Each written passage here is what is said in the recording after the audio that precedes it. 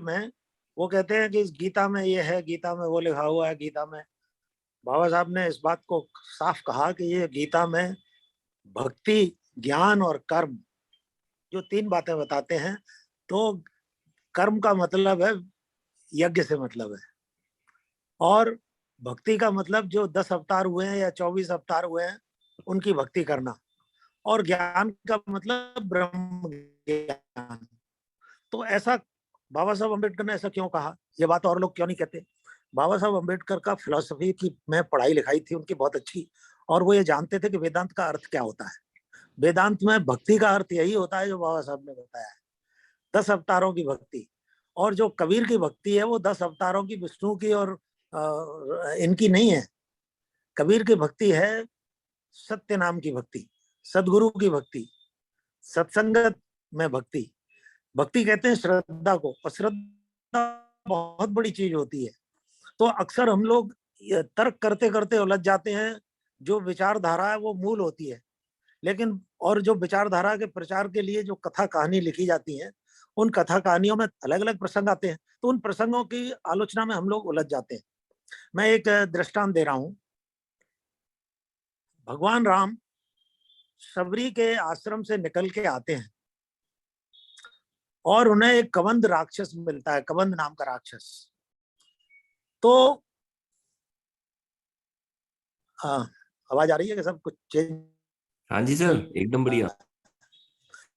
हाँ, कबंध राम का राक्षस मिलता है, और उसे देखते ही उनका मूड खराब हो जाता है और अपना धनुष बाण चढ़ाते हैं और उसकी हत्या कर देते हैं। अब वो आदमी मर रहा है बेचारा कबंध, तो वो कहता है कि साहब मैंने आपको न कुछ कोई अपशब्द कहे, न कुछ मैंने मतलब आपकी कोई आलोचना की, मैंने तो सम्मान से ही आपको देखा, आपने मेरी हत्या, मेरे ऊपर प्रहार क्यों किया है? उसकी पत्नी भी ये पूछती है भाई क्यों मार दिया है इसको, कुछ नहीं बिगाड़ा आपका। तो वो कहते हैं सुन गंधर्व कहूं, तुलसीदास की शब्दों में लिखा, तो कलम तो तुलसीदास जी की चल रही है, कागज भी इनका, कलम भी इन्हीं की। तो कहते हैं कि सुन गंधर्व कहूं मैं तो ही, मोह न सुहाय विप्र कुल द्रोही, शापत ताड़त परश कहता, विप्र पूज्य गावे संता। वो कहते हैं देख, वो कहते हैं भाई मैंने आपका कुछ नहीं बिगाड़ा, कुछ नहीं, कोई गलत बात नहीं कही, आपने क्यों मार दिया, मतलब मेरे ऊपर प्रहार किया है? जब तक मरा नहीं है वो अपना पीड़ा व्यक्त कर रहा होगा। तो वो कहते हैं देख,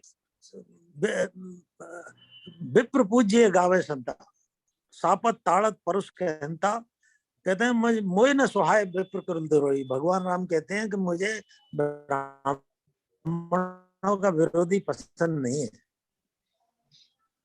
चाहे ब्राह्मण गाली दे रहा होगा, शाप दे रहा हो, शापत ताड़त, चाहे उत्पीड़न कर रहा हो, चाहे वो गालियां दे रहा हो, विप्र पूज्य गावे शांता। सब संतों ने गा गा करके, भजन गा करके, ढपली पे वैसे ये प्रचार किया है कि विप्र हमेशा पूज्य होता है, क्योंकि विप्र जो है वो ब्रह्मा जी के मुख से मुख उद्भूत है, ऐसा भगवान राम के मुंह से कहलवाया गया। अब इस पर लोग आलोचना करते हैं, कहते हैं कि सब देखिए वो राम तो ऐसा था, राम वैसा था। अरे भाई राम का तो चरित्र है बौद्ध जातकों में दूसरा है, जैनियों के पुराणों में दूसरा चरित्र है। उनका चरित्र इस तरह दलितों के या शूद्रों के या हैं कौन, तो राक्षस वो हैं जिन्हें जो अपने को अरिहंत कहते हैं, बुद्ध कहते हैं, सिद्ध कहते हैं। तो ये जो जितनी भी श्रमण संस्कृति के महापुरुष हैं इनको राक्षस कहा है, ब्रात्य कहा है, तरह तरह के नाम दिए हैं, शूद्र कहा है, अति शूद्र कहा है, अछूत भी आखिर को बौद्धों को घोषित कर दिया गया, जिसके के बारे में मैं बता रहा था कि वो एक राजा शब्दनु और शैब्या आ रहे हैं, और वो पढ़े लिखे हैं वहाँ के तक्षशिला विश्वविद्यालय के, और इधर से कोई बौद्ध भिक्षु आ रहा है तो वो भी पढ़ा हुआ है वहीं का, तो शिष्टाचार के नात को नमस्कार करता है, हालचाल पूछता है। तो उसमें विष्णु पुराण में ये लिखा हुआ है कि वो जो जो कोई अगर बौद्ध भिक्षु सामने आ जाए, जो ये अपने को कहा है कि ये अपने को अरिहंत कहते हैं, सिद्ध कहते हैं, ये बड़े महापापी होते हैं, इनके दर्शन तक नहीं करने चाहिए, और अगर दिखाई दे जाए तो स्नान करना चाहिए आदमी को। तो वो रानी जो है वो अपना थोड़ा सूर्य स्नान करती है, क्योंकि पानी वानी तो है नहीं, और राजा जो है बातचीत शिष्टाचार से बात कर लेता है। तो उसमें ये बताया कि किस तरह से उनको अछूत घोषित किया गया है कि वो जब मरता है राजा तो अगले जीव जन्म में वो विदिशा की गलियों में पिल्ला बन के घूम रहा है, कुत्ता बन के घूम रहा है। और रानी, क्योंकि उसने सूर्य स्नान कर लिया था, वो काशीराज की कन्या होती है, और कन्या तो होती है, पूर्व जन्म का याद भी रखती है वो। और जब वो फिर अपने पति की याद आती है कि वो श्वान योनि में घूम रहा है, तो बेचारी जाती है वो, और जा करके वो पिल्ले का पता लगाती है और उसके हाथ फेरती है सिर पर पिल्ले को। तो और कहती है कि हे प्राणनाथ, आज वो चाटने लगता है उनको, तो कहता है कि हे प्राणनाथ, आप आज बताइए, आप इतने चाटुकार क्यों हो गए हैं, आपने उस पापी से संभाषण किया। ये विष्णु पुराण बड़ा इंपॉर्टेंट पुराण है, उसकी मैं कथा ये बता रहा हूँ आपको। तो इस तरह से किस तरह से जो कथा कहानियों के जरिए नफरत फैलाई गई है। लेकिन हम लोग जो उलझ जाते हैं कथा कहानियों में, बाबा साहब अम्बेडकर कथा कहानियों में नहीं उलझे, वो सीधे गए जब उन्होंने गीता के लिए कहा कि ये जो भक्ति है ये 10 अवतारों की भक्ति है।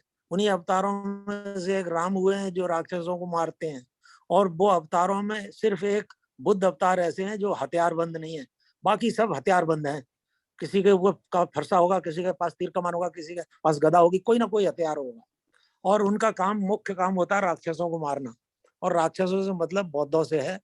तो ये बात साबित होती है कि जो पाणिनि ने कहा है कि ये नौला और सांप का वैर है श्रमण संस्कृति में, वैदिक संस्कृति में। वैदिक संस्कृति, श्रमण संस्कृति का मतलब समता और विषमता, मानव जाति की एकता में एक यकीन करती है, दूसरी मानव जाति के का विरोध करती है। तो ये हम जब तक हम मूल को नहीं जानेंगे, हम कथा कहानियों में उलझ जाएंगे, और मूल को हम जब ही जानेंगे जब उस दर्शन के बारे में जानेंगे।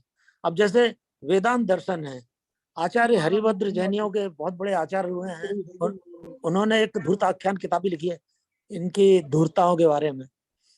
तो वो कहते हैं कि ये जो 6 दर्शन है, 6 दर्शन है, इन 6 दर्शनों में सिर्फ 2 दर्शन ब्राह्मणों के दर्शन है।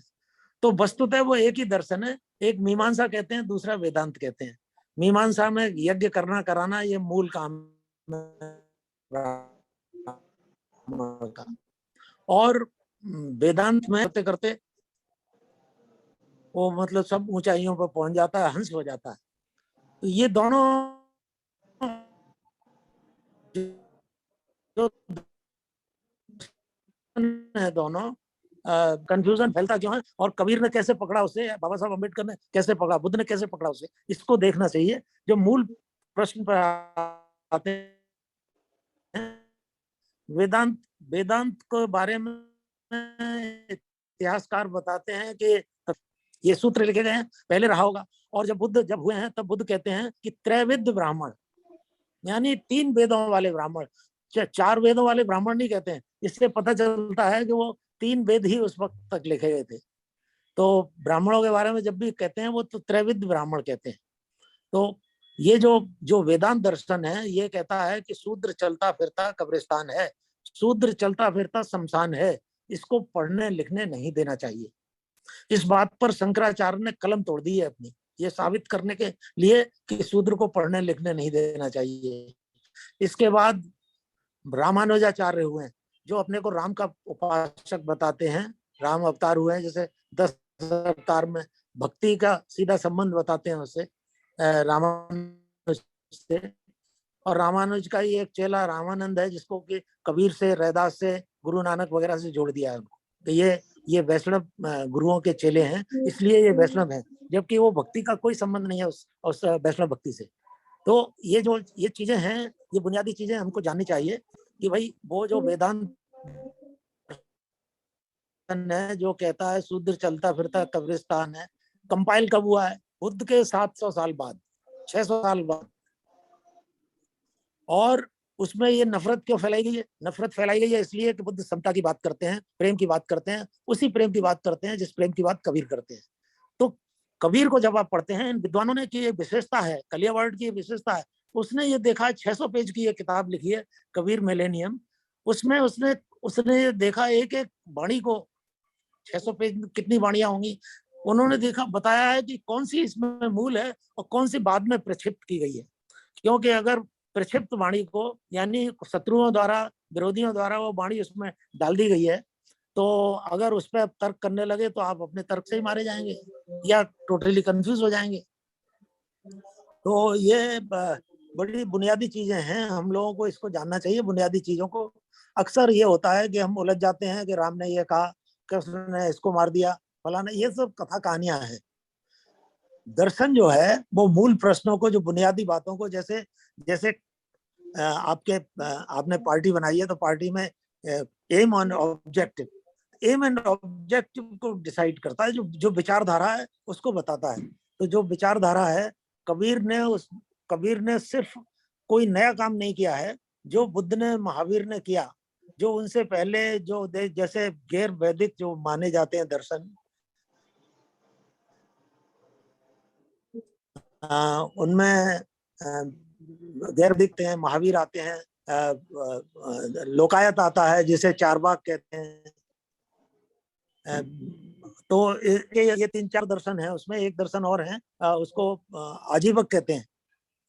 और सही बात यह है कि जो जो जो योग दर्शन है और मीमांसा का दर्शन है, ये दर्शन भी, इनका ब्राह्मणवाद से कोई लेना देना नहीं है। मूल मूल जो है बौद्ध धर्म का, जैन धर्म का, कबीर का जो दर्शन है वो उसका मूल योग दर्शन में ही है, जो कि योग दर्शन कहता है कि चित्त वृत्ति का निरोध। और कबीर भी कहते हैं कि हम तो जोगी मनई के, हम तो जोगी मनई के, तन के हैं ते और मन का जोर लगावता दशा भई कछु और। तो जो वो जो बुद्ध कहते हैं कि सील समाधि प्रज्ञा, समाधि का मतलब मन का कंट्रोल, और मन का कंट्रोल, ये योग ऐसी विद्या है, इसको सबने महत्व दिया है इसको। तो ये बहुत प्राचीन विद्या है, इसका संबंध मोहनजोदड़ो हड़प्पा तक जाता है, प्राचीन। वैदिक धर्म ऐसा धर्म है जो कि ये वेद वाले कहते थे कि हमसे पहले कुछ भी नहीं था, पूरा ब्रह्मांड, हम पूरा पूरा इतिहास दुनिया का हमसे, हमारे साथ ही शुरू हुआ है। लेकिन जब खुदाई हुई तो पता चला कि वेदों में जो कहा गया है कि ये संबर के किले लोहे के किले थे, तो लोहे के नहीं, वो चरवाहे लोग थे, उनकी समझ में ईंटों के किले मजबूत बने हुए थे, उन्हें लोहे के दिखाई दे रहे थे, या बढ़ा चढ़ा करके उनको बताया होगा। ये संघर्ष हुआ है आर्य और अनार्य जातियों, मतलब, लेकिन अनार्य जो यहाँ के मूल निवासी थे, उनकी बड़ी विकसित संस्कृति थी। तो कबीर साहब का जो जो दर्शन है वो ये वैदिक दर्शन का जस्ट अपोजिट है। लेकिन हुआ क्या, कंफ्यूजन फैला रखा है कि उन्होंने कहा कि ये तो चेला उसी का था, रामानुज के चेले का चेला, यानी कि रामानंद का चेला। अब रामानंद कौन था? रामानंद पूरी तरह से छुआछूत करता था, वो दर्शन भी नहीं कर सकता था। ऐसा आदमी कभी पढ़ाएगा? सच्चाई यह है कि चाहे वो गुरु नानक हो, चाहे कबीर हो, चाहे रैदास हो, चाहे और संत हो, ये सब सूफियों ने, मुस्लिम संत आए हैं, उन्होंने वो खुल करके पढ़ाते थे। और कबीर हुए हैं क्योंकि काशी में, और काशी में उस वक्त जो राज्य था वो सूफियों का जौनपुर बहुत बड़ा केंद्र था, और राज्य सरकी राज्य हुआ करता था, जो जो जो सरकी मतलब मुसलमानों का बहुत बड़ा स्थान था। तो इन बातों को हमारे जो इतिहास में सच्चाई को सामने नहीं लाते। अगर हमको दिमागी गुलामी से पीछे छुड़ाना है अपना, तो हमें चीजों के पक्ष विपक्ष को, दोनों को देखना होगा। हमें वैदिक संस्कृति को देखना होगा, और वैदिक संस्कृति की जो जो जो जातिवादी संस्कृति है, उसका जो जो ब्राह्मणवादी संस्कृति है, उसका जो अपोजिट संस्कृति है, श्रमण संस्कृति को देखना होगा। और जब तक हम अपनी जड़ों को नहीं जानेंगे तो हम कंफ्यूज होकर फालतू की ऐसी जगहों पर लड़ाई झगड़ा शुरू कर देंगे जहां हमको नहीं लड़ना चाहिए, और फिर ऐसे काम करेंगे जो कि हम टोटल कंफ्यूज होकर के, हमारा आंदोलन जैसे फंसा हुआ है आजकल। अभी खबर आई, जब सुना मैंने कि 36 पार्टी बामन मेश्राम के ने महागठबंधन किया था, पता नहीं कौन सा गठबंधन करने जा रहे हैं वो। तो अब वो ये दावा करते हैं लेनिन और मार्क्स बनना चाहते हैं भारतवर्ष के। वो ये नहीं समझते कि लेनिन और मार्क्स की विशेषता थी कि वो बुनियादी प्रश्नों के बारे में बड़े क्लियर थे एकदम। और आइडियोलॉजिकली जो क्लियर होता है वो दिमागी रूप से आदमी भ्रष्ट नहीं हो सकता, और वो लोभ लालच को बड़ी आसानी से नियंत्रण कर लेता है, और वो अपनी जान भी कुर्बान कर देता है। तो कबीर साहब ने जब अपनी जान की परवाह नहीं की, नानक जी ने जान की परवाह नहीं की, बुद्ध ने अपनी जान की परवाह नहीं की और सत्य का संदेश दिया, सत्य नाम कहा। सीधा उसका अर्थ यह है कि उनको आइडियोलॉजिकली चीजें बिल्कुल क्लियर थी। तो हमारा कर्तव्य ये बनता है कि हम अपनी कैडर्स को कम से कम 100 आदमियों में 2 आदमी ऐसे तैयार करें जिनके जिन चीज क्लियर हो दिमागी रूप से। अभी भी नहीं है तो हम हमारी फिर वो लंबे चौड़े दावे व्यवस्था परिवर्तन के ऐसे होंगे जैसे सियार जैसे हुआ करता है। जी सर, हाँ, जैसे सियार हुआ करता है, जैसे कबीर साहब ने कहा है कि कुछ कोई डिस्टरबेंस हो रहा है, तो कबीर कबीर ने जैसे वो कहते हैं कि स्वांग बापरा धरणी देखो बाप रे बाप, इस कुत्ते को देखो, पूरे धरती को ढकने का दावा कर रहा है, अपने गोपनीय अंग को अपनी पूंछ से नहीं ढक सकता है। तो फिर ये बात जो है वो चीज हो जाती है। आप 36 पार्टियां बनाइए, 42 बनाइए, बुनियादी बातों को नहीं समझते होंगे तो दुश्मन आपको कंफ्यूज करेगा।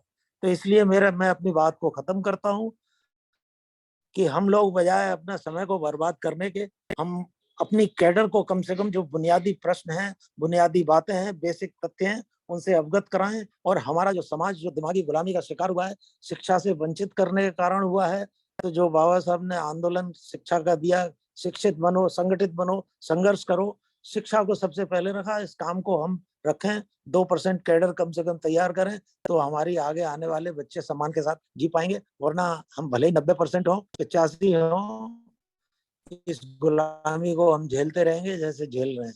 धन्यवाद साहब, बहुत बहुत आपको मैं कृतज्ञ हूँ, आपने समय दिया।